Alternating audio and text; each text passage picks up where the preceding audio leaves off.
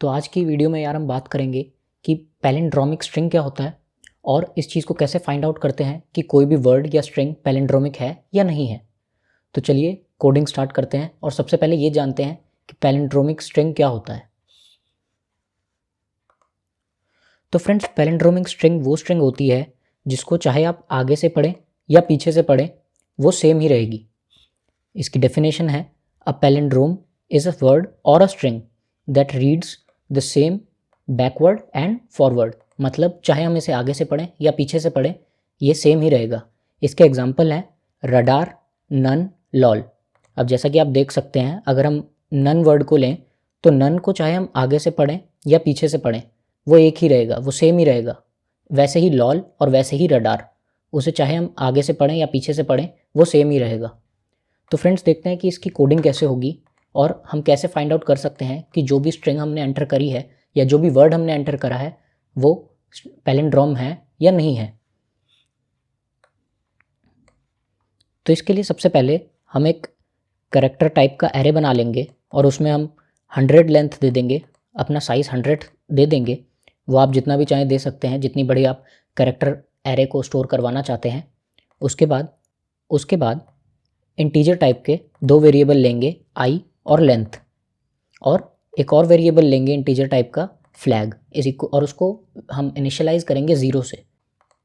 अब सबसे पहले हम यूज़र को कहेंगे कि एंटर अ स्ट्रिंग, ये प्रिंट होगा स्क्रीन पर। यहाँ पर यूज़र अपनी स्ट्रिंग को एंटर करेगा। उसके बाद हमें सबसे पहले ये फाइंड आउट करना है कि जो स्ट्रिंग यूज़र ने एंटर करी है उसकी लेंथ कितनी है।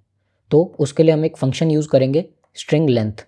इससे हमें पता लग जाएगा कि यूज़र ने जो स्ट्रिंग एंटर करी है उसकी एग्जैक्ट लेंथ कितनी है, और उसको हम स्टोर कर लेंगे अपने लेंथ वेरिएबल में। उसके बाद ये है प्रोसेसिंग पार्ट, ये मेन पार्ट है।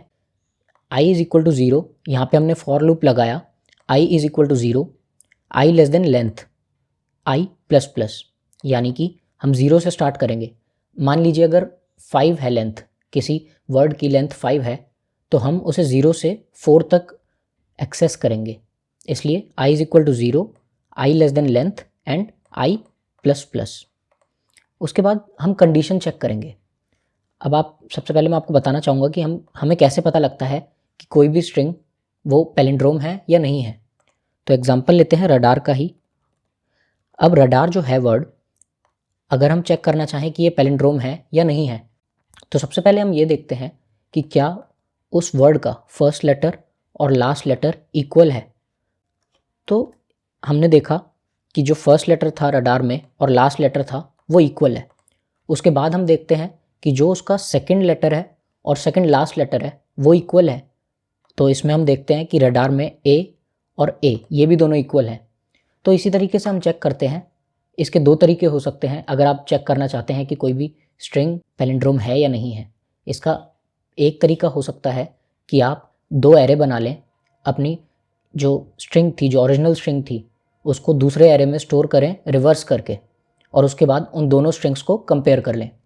ये थोड़ा बड़ा वे है, थोड़ा टाइम कंज्यूमिंग है, और इसका एक जो शॉर्टर वे है वो ये है जो मैं आपको अभी बताने जा रहा हूँ। अब जैसे हमने यहाँ पर चेक करा कि इफ़ स्ट्रिंग 1 ith एलिमेंट, अगर स्ट्रिंग 1 का ith एलिमेंट इक्वल नहीं है स्ट्रिंग 1 के लेंथ माइनस i माइनस 1।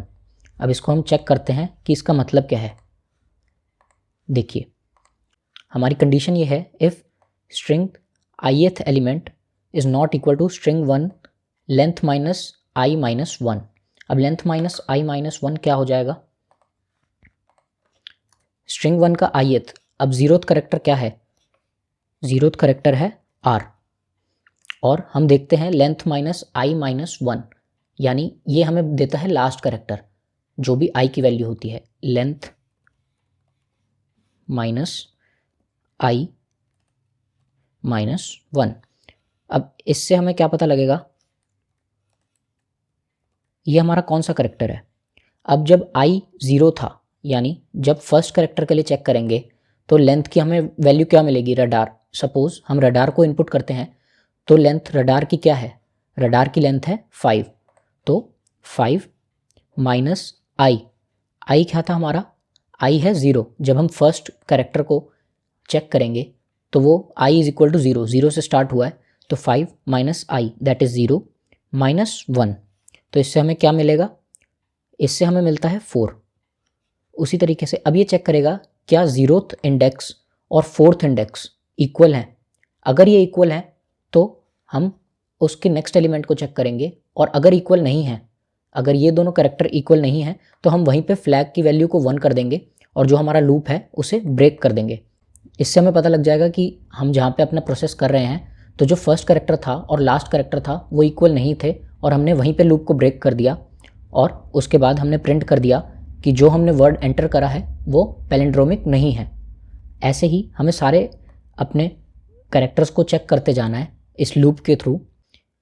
अब यहाँ पे देखते हैं, जब हमने देखा 0th character and 4th character is same, दोनों आर हैं, इसका मतलब ये कंडीशन सेटिस्फाई हो गई। उसके बाद चेक करेंगे कि अब आई प्लस प्लस हो रहा है, तो आई अब 1 हो चुका है, तो 1 में हमारा कौन सा है कैरेक्टर, 1th इंडेक्स पे हमारा ए कैरेक्टर है। तो अब यहाँ पे हमें देखना है कि जो हमारा ए कैरेक्टर है, और अब लेंथ क्या हो गई, लेंथ हो गई है हमारी लेंथ माइनस आई माइनस 1, यानी टोटल लेंथ कितनी थी, लेंथ थी 5 माइनस आई की वैल्यू अब 1 हो चुकी है माइनस 1, तो यानी दिस वैल्यू बिकम्स 3। अब हमें ये चेक करना है कि जो हमारा फर्स्ट इंडेक्स पे जो कैरेक्टर था क्या वही कैरेक्टर थर्ड इंडेक्स पे भी है। तो यार ये कंडीशन भी सेटिस्फाई हो रही है, जो हमारा कैरेक्टर फर्स्ट इंडेक्स पे है वही हमारा कैरेक्टर थर्ड इंडेक्स पे भी है, यानी ये कंडीशन भी सेटिस्फाई हो गई। उसके बाद हमारा जो सेकंड इंडेक्स पे कैरेक्टर है यानी कि डी, अब हम उसे चेक करेंगे।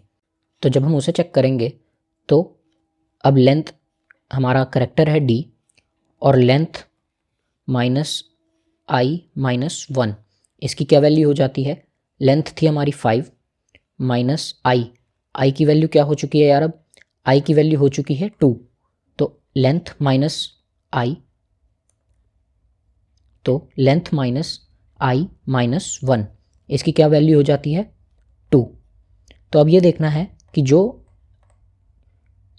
तो ये कंडीशन भी हमारी सेटिस्फाई हो रही है, क्योंकि ये तो ऑब्वियस है कि अगर दोनों हम सेम ही कैरेक्टर को एक्सेस कर रहे हैं, यानी जो आई था वो भी 2 हो गया था और जो हमारा लेंथ माइनस आई माइनस 1 है वो भी 2 हो चुका है, तो यानी दोनों कैरेक्टर सेम ही होंगे ऑब्वियसली।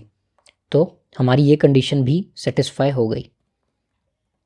तो हमारी अगर ये सारी कंडीशन सेटिस्फाई हो गई तो इसका मतलब है अगर एक भी बार लूप ब्रेक नहीं हुआ, मतलब कहीं भी हमारी कंडीशन जो थी वो फॉल्स नहीं हुई, तो हम प्रिंट कर देंगे कि हमने जो सबस्ट्रिंग डाली थी वो पैलिंड्रोमिक है। और अगर एक भी बार कंडीशन फॉल्स हो जाती, फॉर एग्जांपल अगर यहाँ पे हम देखते कि रडार की जगह RADU है, अब जब यहाँ पे U हो जाता तो हम जब चेक करते कि हमारा फर्स्ट इंडेक्स पे कैरेक्टर क्या है और हमारा थर्ड इंडेक्स पे कैरेक्टर क्या है, तो वहाँ पे कंडीशन फॉल्स हो जाती, क्योंकि ये दोनों सेम ना होते, और कंडीशन फॉल्स होते ही लूप ब्रेक हो जाता और हम सीधा सीधा प्रिंट कर देते, क्योंकि हमें अगर एक भी बार हमें मिल जाता है कि दोनों जो कैरेक्टर्स हैं वो सेम नहीं है, तो हम प्रिंट कर सकते हैं कि ये जो स्ट्रिंग है या वर्ड है वो पैलिंड्रोमिक नहीं है।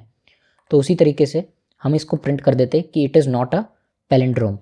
अगर एक भी बार फ्लैग की वैल्यू जो है वो 1 हो जाती यहाँ पे, if this is not equal to, अगर ये कंडीशन एक भी बार ट्रू हो जाती तो हम प्रिंट कर देते, ब्रेक में जाके हम इस चीज़ को प्रिंट कर देते कि जो हमने स्ट्रिंग एंटर करी है वो पैलिंड्रोमिक नहीं है। और अगर हमारी कंडीशन हर बार सेटिस्फाई हो रही है, हर बार ट्रू हो रही है, तो इसका मतलब है कि ये वाले जो कंडीशन है वो एक भी बार ट्रू नहीं हुई, वो हर बार फॉल्स ही थी, यानी हर बार जो हमारे इंडेक्सेस थे वो सेम थे और एक भी बार लूप ब्रेक नहीं हुआ। तो हम प्रिंट कर देंगे कि जो स्ट्रिंग हमने एंटर करी है वो पैलिंड्रोमिक है।